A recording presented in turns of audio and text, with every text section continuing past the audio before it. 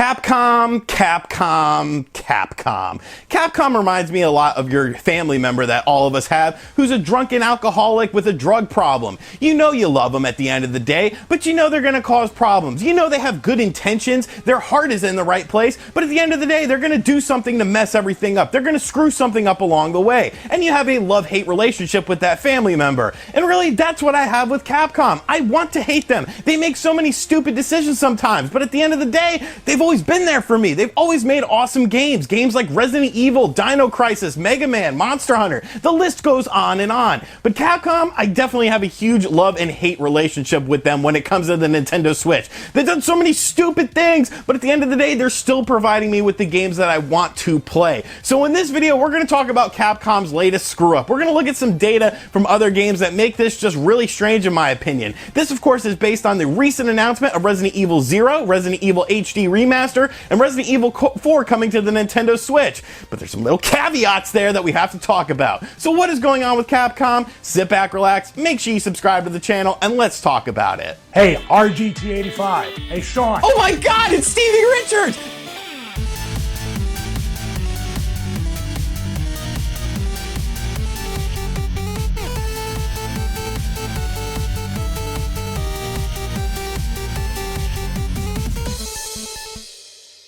So, in case you've been living under a rock, Capcom has recently announced that Resident Evil 0, Resident Evil HD Remaster, and Resident Evil 4 will all be coming to the Nintendo Switch. Yesterday, they announced a release date for these games of May 21st, and all of them will be coming out on the same day. And honestly, I absolutely love this. I want to briefly talk about each of these individual games because they're awesome games. Resident Evil 0 was a really fun experience. I already own it on the GameCube. I also own it on the PS4, but it's just such a fun game. It was very unique. A lot of people didn't like that game because of the two-player mechanic in it where you're having to switch between different players, but honestly, I thought it added a new, fresh, innovative idea to the Resident Evil franchise. It was different. The story was good. It was a precursor to the original Resident Evil, and it was just a super fun game. Then, of course, you have Resident Evil HD Remaster. I own the original Resident Evil Remaster on the Nintendo GameCube and the HD version on the PS4 as well. And once again, you're taking an iconic game, Resident Evil, one of the first and best survival horror games of all time, adding in new elements, adding in new characters, new storyline elements, and just a really fun, solid game once again. It was one of the best rated games on the original GameCube, and it was just a fantastic game. It still holds up today, so it's great that a whole new generation of players will be able to play this game, and you'll be able to play this game on the go. And then, of course, Resident Evil 4, the game that everybody loves in the Resident Evil series. But strangely enough, my relationship with Resident Evil 4 isn't quite like other people's. When I originally got Resident Evil 4 when it came out on the GameCube, I didn't finish it because honestly, I was not a huge fan of it. I thought it was too action-based. I like the slower-paced survival horror elements in the original Resident Evil games. Resident Evil 4 was more of an action-type game, and while it was cool, I don't know, it just wasn't what I was looking for at the time. But when I ended up purchasing it again on the Wii, I absolutely fell in love with it because of the motion controls. And of course, since then, I have owned it on the GameCube, the Wii, and once again, the PS4. But having these games on the go just seemed absolutely awesome to me. As a huge Resident Evil fan, I will rebuy these games until the end of time because they're great games. I have no problem repurchasing games that I really love on a different platform if there's something unique about it. And the Nintendo Switch really offers that because you can play these games on the go. I could play these Resident Evil experiences wherever I am. And then, of course, Capcom announced that Resident Evil 0 and Resident Evil HD Remaster would be getting a physical release if Resident Evil 4 was not. And honestly, I was okay with that. You know, I would rather have the first two games on the cartridge and, of course, just download Resident Evil 4. I own Resident Evil 4 physically on a multitude of platforms. But then there was the caveat. There was the Capcom incident where the drug addict family member ruins your family reunion and he stumbles over a table and he knocks over all the pasta and everything is ruined and everyone's mad at him. But you can't stay mad at him because you gotta love them because they've always been there for you. Now it seems like Resident Evil and Resident Evil 0 will not be on the same cartridge. Resident Evil 0 will be on the cartridge, but Resident Evil HD Remaster will not be on the cartridge. Now I don't know the file size for Resident Evil 0, but I have been told that Resident Resident Evil HD Remaster is a 17 gig download for the Nintendo Switch. So right then and there, I have questions about this because this is an older game. This is an HD remaster of an older game. Why is this game 17 gigs? I know what you're saying. Oh, well, on the PS4 and the Xbox One, it was like 20 gigs or something like that. Okay, that's the PS4 and the Xbox One. There have been a multitude of games that were available on those platforms that the file size on the Nintendo Switch version of the game was much smaller because you compress things, you optimize things, you make things tailor-suited to the Nintendo Switch. Capcom has done this time and time again with the Nintendo Switch. They have done this with so many releases for Nintendo Switch games, and it really just boggles my mind. So I've decided to take a look at Capcom releases on the Nintendo Switch that were released physically. I've decided to take a look at Nintendo first-party releases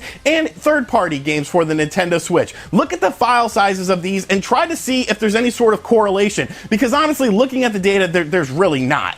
Right now on the Nintendo Switch, a developer can get the following file sizes for their cartridges. They can get a 1 gigabyte cartridge, a 2 gigabyte cartridge, a 4 gigabyte cartridge, an 8 gigabyte cartridge, a 16 gigabyte cartridge, and a 32 gigabyte cartridge. Now Nintendo is also doing a 64 gigabyte cartridge, but it looks like that has been delayed. Now initially when these games started coming out, a lot of developers were a bit worried because obviously these cartridges cost a little bit more than Blu-rays do. So when you're looking at these games, you kind of want them to fit on a smaller cartridge size. Obviously, a smaller cartridge size is going to have a smaller, price point on it for these developers when they're purchasing the cartridges to then put the games on the cartridges and then, of course, distribute these cartridges. That's why you're seeing a rise of digital media, because you don't have to worry about the physical stuff. But there are still people, like myself out there, who prefer the physical game. So as we said just a minute ago, Resident Evil HD Remaster is a 17 gigabyte download. We don't know the file size of Resident Evil 0, but I'm sure it'll be much smaller than that, probably half the size or less. But of course, Resident Evil 0 is the game that is available on the cartridge. Now I want to take a look at Capcom's other releases on the Nintendo Switch that got physical releases to see if there's any sort of correlation between when they decide to put everything on the cartridge and when they decide to split it up. The first game I want to talk about is the Mega Man Legacy Collection. The Mega Man Legacy Collection, of course, was a collection of Mega Man games that was available for the Nintendo Switch. And in these games, this really made no sense to me at all, because Legacy Collection 1 was available on the cartridge, and that was a 345 megabyte download. A megabyte download, not a gigabyte, a megabyte download. And Capcom, of course, split this up. They had it where Mega Man Legacy 1 was on the cartridge, and Legacy 2 was available via a download. Well, how big was the Legacy 2 collection? It was 3.2 gigs. So they decided to probably use a 1 gigabyte cartridge to put the Legacy Collection on that, because that's the smallest one, and then put the other 3.2 gig as a download. Why not just use a 4 gigabyte cartridge? That's a pretty standard cartridge size for Nintendo Switch games. A lot of people bought that for the Nintendo Switch. I'm sure you're not losing money on it. You can't pony up a 4 gigabyte cartridge to put the whole thing on the actual cartridge. A 3.2 gigabyte download is needed for this. Why not put the bigger one on the cartridge and then download the smaller? This makes no sense to me.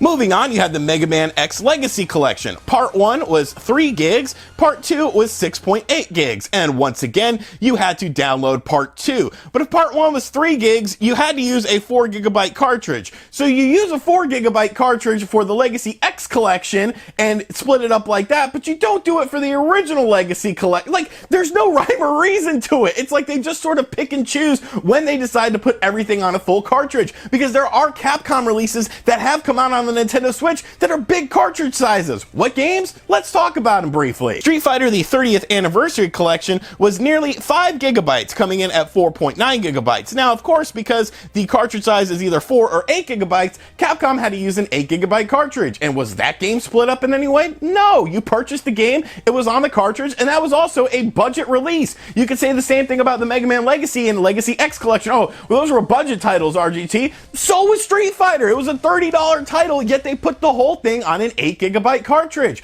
Monster Hunter Generations Ultimate, one of the latest Capcom releases for the Nintendo Switch. That obviously had to have a big file size, right? Well, how big was it? Monster Hunter Generations Ultimate was 11.3 gigabytes, and it was all on one cartridge. So if it's 11.3 gigabytes, that means it had to use a 16 gigabyte cartridge, which is one of the more expensive Nintendo Switch cartridges. Yes, that was a full price release, but that game also was an older game. It was essentially a 3DS port that was somewhat upscaled. So why were we able to fit this whole thing on there, but you can't sort of do anything with Resident Evil and fix the optimization on that and make it so that it's a smaller file size? Like, you can easily do that. It's not like some of these textures are super crazy. At the core of it, Resident Evil is not a huge game to begin with. Yeah, it's pretty big in terms of scope, but you can obviously optimize it for the Nintendo Switch. Now, speaking of Nintendo and the Nintendo Switch, they've put many games on a single cartridge. They never had any sort of mandatory download stuff. Very briefly, I want to go over some file sizes for Nintendo's first-party games. Super Mario Odyssey. The entire game was 5.7 gigabytes. The entire game was under 6 gigs.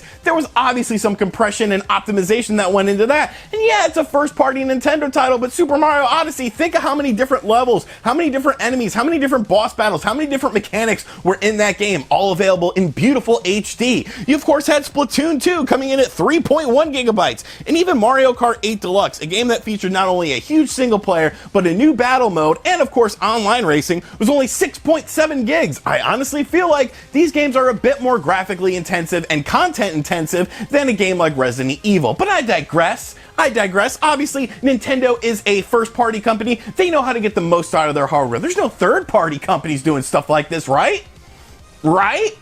Oh, you're wrong. Oh, you're so wrong. Skyrim on the Nintendo Switch was 14.3 gigabytes, and it was not simply a PS3 or an Xbox 360 port. The game looks substantially better than those versions of the game. It was more based on the PS4 and the Xbox One and PC remaster of that game. So how do you get a huge open world game like Skyrim that has so many NPCs, so many characters, so many different terrains, so many dragons to take down, and you manage to fit all of that in 13 to 14 gigabytes, but you can't pit the original Resident Evil HD remaster in the same thing? Diablo 3, another massive game that featured all of the DLC and online multiplayer in previous versions of the game, 13.3 gigabytes. Final Fantasy XII, The Zodiac Age, a massive open world action RPG game that is coming to the Nintendo Switch very, very soon, 12.6 gigabytes. Strangely enough, Final Fantasy X and X2 are also coming to the Nintendo Switch via an HD remaster from Square Enix. Square Enix is once again taking a page out of Capcom's book, where you do Final Fantasy X is available on the cartridge and X2 is available via a download. It's about 27 gigs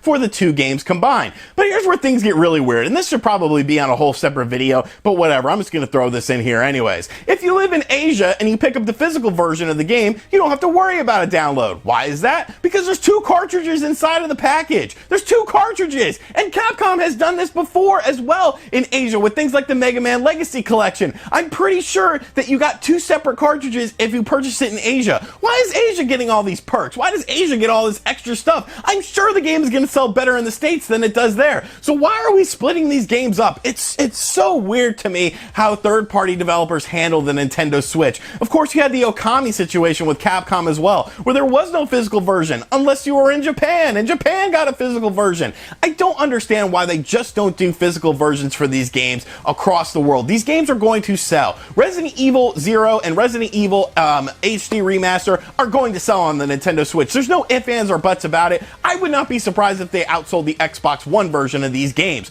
So why are we skimping on costs? Is this sort of an FU to Nintendo for saying, hey, you need to make available more large cartridge sizes and you need to make the cost cheaper on these? Or is it just incompetence? It's really hard to say, but all I know is this really gives me a love-hate relationship with Capcom. I want to love them. I love the games that they're bringing. I just wish they would do it in a more traditional way, because what's going to happen is you can't purchase these games used. It's going to be like Revelations and Revelations 2 was. When you purchased Resident Evil Revelations Collection on the Switch, you still had to download Revelations 2. It was a pain in the ass, and it's something that Capcom keeps doing. I really wish Capcom would stop doing this, but maybe I'm just being petty. Maybe nobody cares about this. Maybe nobody cares about having games on your shelf and having a physical collection anymore. So let me know in the comment section down below how you feel about this. Will you be skipping the Resident Evil collection of games on the Nintendo Switch because of the strange physical version of it, or will you be buying them? Me, myself, I'm still still gonna buy it. I'm still gonna bitch about it because it's something that needs to be fixed, and you know, maybe we can all send this video to Capcom and get their attention. But at the end of the day, I'm still gonna buy the games because I love these games. And as always, thank you for checking out this video. If you're new to the channel, make sure you subscribe and turn on notifications. Check out other videos on the channel, and as always, I will catch you guys on the next video.